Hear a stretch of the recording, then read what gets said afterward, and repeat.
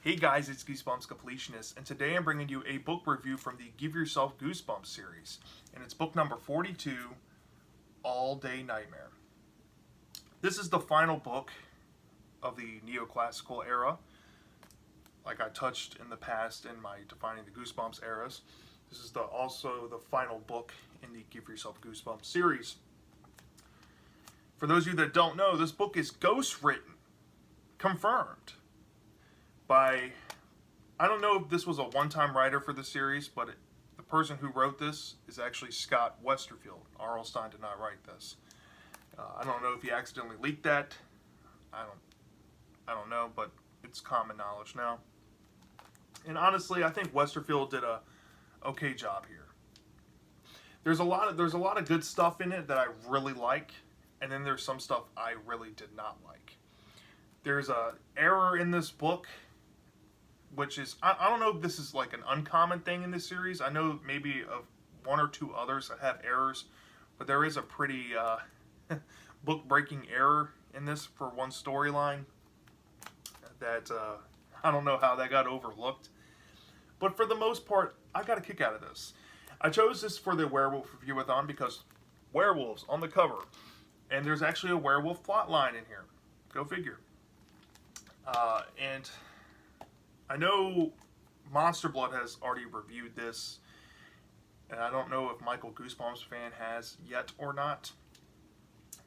But yeah, I liked it. And I'll link their channels in the description of this video. So I'll get into the plot review without giving too much away. So basically, you are the main character in Give Yourself Goosebumps. And within every book, including the final book, starts out with a setup.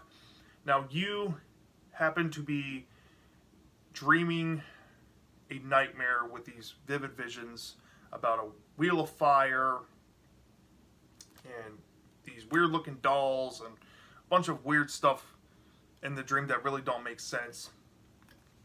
And when you come to and wake up, you're happy to be in reality, but you're slowly starting to realize that you don't know who you are or where you are. All you know is that you're in this weird vacant house that looks like nobody's lived in it for a couple hundred years, and nobody's in sight. Until you see this other kid who you come to know as Max because of something his shirt says, and you just call him Max. So like most Give Yourself Goosebumps books, there comes a point where you have to choose a path. Now, when you meet Max, you have an option to go, I think you have an option to explore the house or leave the house, something like that. Now, the delineation point in this is pretty upfront in the beginning of the book. Basically, if you choose the first path, the obvious path, this takes you down what I like to call the secret agent arc. And if you choose the second path, it takes you down the werewolf arc with a subplot arc within that arc for a alien plotline. So you have a secret agent plotline, and then basically two split up with werewolves and aliens. So off the bat, I'm going to say this now. The secret agent plotline sucked. It's bad. So there's this idea or this concept about this infernal machine called the Matter Slammer. And as the story progresses along, you and Max discover that you are trained secret agents who have lost your memory because of these spies that have rigged the Matter Slammer to take away your memories. Now they've come back to find you to put you through the Matter Slammer once and for all, and basically send you up into the air and have you free fall to your death. And then in this storyline, there are some pretty scary scenes, I'm not going to lie. There is a throwback to The Fly. You know, David Cronenberg's The Fly, where you send with a scientist goes into the teleportation pod with the insect and come out one end, and then eventually they turn into something else. That's what part of this story was going with. There's a pretty gross and disturbing in like a scary way scene where you get merged with something through the Matter Slammer. There is a couple funny scenes where you beat up some henchmen coming after you and stuff, which I got a kick out of. But what makes this story very sucky in a way is the fact that this is one of those type of plot lines where you'll go to point A, point B, and then it'll end, and then when you go back to go do the other options, it'll end and then take you back to point A and point B again. And it would happen over and over and over again. Not to mention, if I can only count how many times Matter Slammer was mentioned in this plot line, I would be a rich man. It got very repetitive, I'm not gonna lie. Also, it didn't even feel like a Goosebumps story for a hot minute. It just felt like this weird, like, wannabe Johnny English, or I don't know, some James Bond ripoff wannabe Agent Cody Banks story. Yeah, I don't know. It wasn't good. I'm not gonna lie. It was not good. I was not impressed. Now, the endings were more consistent here. You had a couple of good endings with a satisfying payoff for what it was, and then a couple of them were just more on the comedic side, kind of with like dry humor mixed in that didn't really fit well, I guess. But yeah, the Secret Agent arc was not good. However, if you choose the werewolf arc, there's a really fun concept in here. Now, the concept is, like we've seen in werewolf movies throughout, the cinema age that we've lived in for the almost 100 plus years now. Silver is a widely known thing to counteract werewolves. Now, silver weapons are used in this werewolf arc. So basically, you and Max, in this arc, get ambushed by this female werewolf hunter with two scent hunting dogs, and you have to try to hide from said hunter. And this plot line is one of the more fun ones. You get to hide up in the attic and pick different options, and there's a point where you can escape and all that fun stuff. And dealing with the weapons specifically, there's a scene where the female hunter will shoot an arrow at you, and it's pretty descriptive of how it burns your skin, and that just really gets to me in a way. How that part of the this part of the book was willing to go that descriptive, and for that I really enjoyed the werewolf arc, because majority of it was very descriptive, very body horrific, kind of more so even than the Matter Slammer Secret Agent stuff going on, and had some of the better endings in the book. I really enjoyed the dynamic of you and Max realizing that you're werewolves. And there's this really cool concept about turning into a werehawk. That's cool. I've never seen this concept done before, where you can chant spells or have somebody do something to you with like a ritual or something, and you can turn into different were animals. So you can have the power of like a werewolf, but be like a werehawk or a werecat or whatever you can think of, The werehawk stuff was pretty entertaining. So yeah, I really enjoyed the werewolf arc. Now, the sub-arc going through the werewolf arc will lead you to the alien arc, which this one I think was pretty good for what it was. Now, the alien arc, it's been done before in Goosebumps, but for what it was, it had its scary moments. This was actually probably the most suspenseful part of this whole book.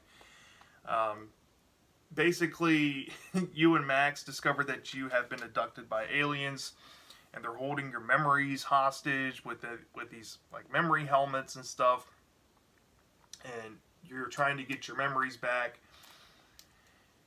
and either you choose the wrong path and you get something really terrible happening to you, or you choose the right path and you get probably the true ending in this book, I think, is through this a plot line with the aliens. Now, the whole thing about the aliens is that they basically have these like laser guns that shoot like lightning, and you can like choose like a colored button scheme. And one of my big negatives I have with the alien arc is that if you push a red button at any time, it just ends the story. But if you choose the blue button, you just go through it. And of course, with other problems similar to the Secret Agent arc, it kind of looped back to the same point. Like if you go to point A and point B, then it'll end, and then you go back, choose another option, it'll take you back to the same points. It was really annoying going through this one too. But other than that, a lot of fun to be had with it. It's not the greatest alien story, but it works. It's pretty fun. So, yeah. Basically, in a nutshell, that's All Day Nightmare. The strengths on this, I think, without a shred of a doubt, is the werewolf arc. Right underneath it is the okay alien arc, and the definite weakness is the Secret Agent arc. What I liked in the werewolf arc, like I said, I like the unique concept with the spells, being able to change into like werehawks, and using the concept of silver weaponry as a weakness. That was really graphic and offered some of the best scenes in the entire book. With the aliens stuff, with the whole memory loss and stuff, that was a pretty fun time to be had with the endings and trying to figure out in my opinion, the true ending to the book. But then going into the more side of the negatives, starting with the aliens, like I said, with the whole red button, blue button was kind of annoying, kept taking you back to the same points as well. That was a problem in that arc. I don't think the werewolf one had any. But the Secret Agent arc, it just failed to hit what it was trying to do, and it spent a good majority of this book trying to play this arc out. Now, I'm going to say this: there is a book-breaking mishap in this where it sends you to the wrong page and completely abandons an entire option that you can go into the book, because it shoots you from the Secret Agent arc straight into the Alien arc when it's not supposed to do that yet. I was really annoyed by that because I was trying to figure out a good path and get some enjoyment out of the Secret Agent arc, but it didn't happen. Not the way I wanted it to. And because it spent so much of the book setting it up, I felt it was a big waste of time to go through that. But nonetheless, this is basically the only negatives I have. So let's get into rating this book. So from a 0 to 5 stars, I'm just going to be honest and upfront. I deducted 0.7 off for the Secret Agent arc. It's basically a little over a third of the book, I would say. And it got really repetitive. The error really messed up the options of where to go. And it just wasn't scary. And it was borderline kind of crazy and stupid at the same time. And just not something that Give Yourself Goosebumps normally would have. It really didn't even feel like a Goosebumps story, to be honest, in that section. And then I deducted 0.4 off for the problems the Alien story had. It kind of felt like it already had been done before, some of the parts. And the whole red and blue button kind of annoyed me, and yeah, so collectively, for the problems that the Alien story had, I deducted 0.4. So I deducted 1.1 off for the whole book, and I gave this a 3.9 out of 5. I think it's average, but it's so close to being above average, it almost hurts. It almost hurts. But yeah, that's what I feel this book deserves, and I think it's pretty fair. High on the average scale. So basically, yeah, that wraps up my thoughts on All Day Nightmare. Let me know in the comment section if you have read this book. Did you love it or did you hate it? I'm dying to know, and I'll see you next time.